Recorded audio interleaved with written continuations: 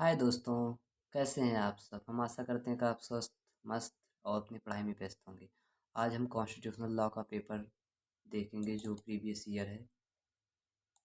इससे आपको थोड़ा आइडिया लग जाएगा कि क्वेश्चन पेपर कैसे आता है, और ज़्यादातर क्वेश्चन रिपीटेड ही रहते हैं, तो आप अच्छा मार्क्स स्कोर कर सकते हैं कॉन्स्टिट्यूशनल लॉ में।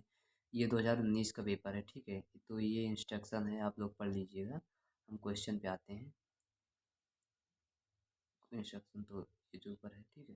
क्वेश्चन पहला था, discuss in detail the characteristic of Indian constitution.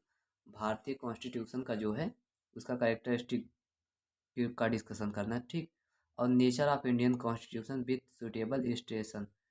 Indian constitution का नेचर बताना क्या है, यूनिटी है कि फेडरल है, ठीक है। इसके साथ रजिस्ट्रेशन भी देना है, मतलब केस लॉ भी आपको लिखना ही है, ठीक है। सेकंड क्वेश्चन है, executive power of union shall be vested. मतलब जो एग्जीक्यूटिव पावर होती है प्रेसिडेंट में किस में, प्रेसिडेंट में होती है कि प्राइम मिनिस्टर होती है, किस में वेस्टेड होती है, इस ये बोल रहा है यहाँ। And shall be exercise by him इधर डायरेक्टली और through officer subordinate to him in accordance with this constitution. मतलब इसका प्रयोग इस संविधान के अनुसार स्वयं वह अपने अधीनस्थ अधिकारियों के द्वारा करेगा। ये बोला है, सुसंगत वाद विधियों के साथ उपयुक्त कथन की व्याख्या कीजिए। राष्ट्रपति की कार्यपालिक का शक्ति की सीमा बताइए। मतलब जो एग्जीक्यूटिव पावर होती है प्रेसिडेंट की, उसकी एक लिमिट होगा, उसको बताना है, ठीक है। और इस संविधान के अनुसार स्वयं अधीनस्थ अधिकारियों के द्वारा करेगा, कैसे करेगा ये बताना है, ठीक है। अपनी पावर का यूज ये है। थर्ड क्वेश्चन है, explain the right and duties of the president in refer to the season of parliament. मतलब पार्लियामेंट का जब सीजन होता है उसमें प्रेसिडेंट की क्या राइट और ड्यूटीज होती है, वो बताना है। प्रेसिडेंट ज्वाइंट सेशन भी बुलाता है, उसमें first reading, second, third reading ये सब होता है, तो वही करना है, ठीक है। तो ये जो है dissolution of the house of the parliament, ठीक। सं- पहला क्वेश्चन है, जो इसमें डिसोल्यूशन का मीन्स होता है जो लोअर हाउस जो होता है विघटन होता है, मतलब मेजोरिटी खो देती है गवर्नमेंट, उसका मतलब वो है, ठीक है। थर्ड का बी है, discuss in brief the various parliamentary privilege of the member of the house of parliament. मतलब संसद सदस्य के संसदीय विशेषाधिकार, जो मेंबर ऑफ पार्लियामेंट होते हैं उनके पार्लियामेंट्री प्रिविलेज, संसदीय जो विशेषाधिकार होते हैं उस पर चर्चा करना, ठीक है। और फोर्थ क्वेश्चन है, संविधान की व्यवस्था में भारत के प्रधानमंत्री की नियुक्ति को समझाइए। मतलब according to constitution prime minister का अपॉइंटमेंट कैसे होता है, इसको बताना है हमें, ठीक है। एंड क्या मंत्री परिषद द्वारा दी गई सदस्य सहायता एवं सलाह संविधान के उपबंधों के तहत राष्ट्रपति पर बाध्यकारी है। मतलब जो संविधान कॉन्स्टिट्यूशन में क्या ऐसा कोई प्रोविजंस है जिसके लिए प्रेसिडेंट बाउंड होता है, जो council of minister including prime minister जो प्रेसिडेंट को एडवाइस देते हैं उसके लिए। ये क्वेश्चन है फोर्थ वाला, ठीक है। फाइव वाला क्वेश्चन पूछा है, legislative power in a federal और quasi federal constitution are divide between the central and the state. मतलब किसी संघीय अथवा अर्ध संघीय संविधान में विधायिका शक्ति का विभाजन केंद्र व राज्य के मध्य होता है। हाँ, ये तो होता ही है, ठीक है। जो ये पावर होता है क्या कहते हैं, क्वासी फेडरल और फेडरल में, ठीक।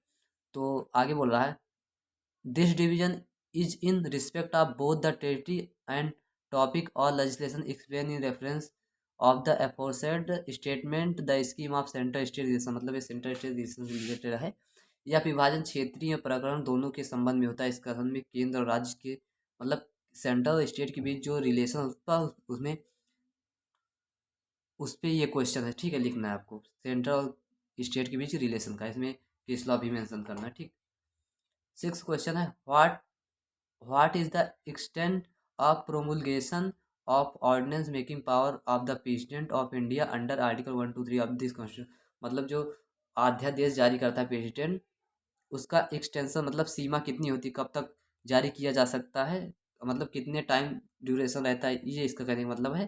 क्या अधिनियम बनाने की शक्ति न्यायिक समीक्षा का विषय हो सकती है।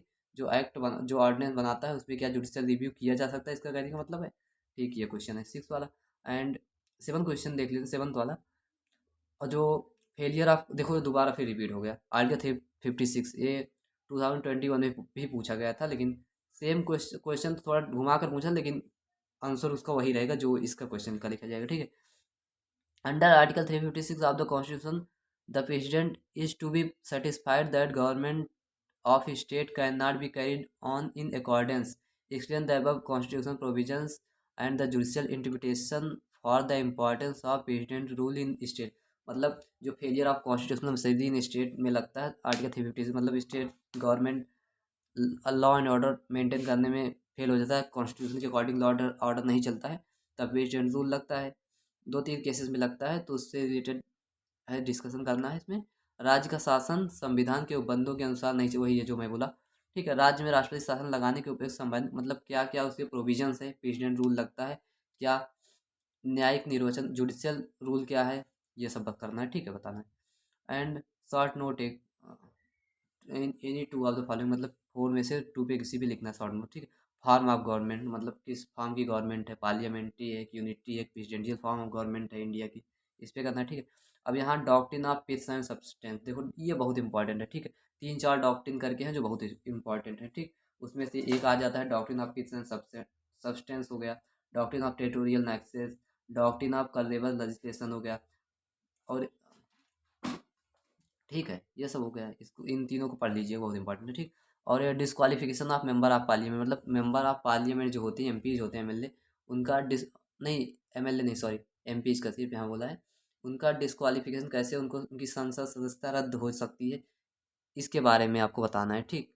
एंड फोर्थ जो है judicial review of national emergency under article 356, मतलब जो आर्टिकल 356 के अकॉर्डिंग प्रेसिडेंट इमरजेंसी लगाता है, उसका जुडिशल रिव्यू हो सकता है कि नहीं हो सकता है, किस किस बेसिस पे और किस पॉइंट का जुडिशल रिव्यू होता है, इस पे आपको शॉर्ट नोट्स लिखना है, ठीक है। और दोस्तों अगर आप कुछ भी नहीं पढ़े होंगे, ये जो क्वेश्चन है इसी में से तैयार कर लेंगे, तो 100% आप अच्छे मार्क्स पा सकते हैं, ठीक है। दोस्तों अगर ये वीडियो आपको थोड़ा अच्छा लगा हो, प्लीज़ इस चैनल को लाइक शेयर और सब्सक्राइब करें, और अगर आपको इस इन सभी क्वेश्चन का आंसर चाहिए, प्लीज़ कमेंट बॉक्स में कमेंट करिए। Okay, thank you, bye bye.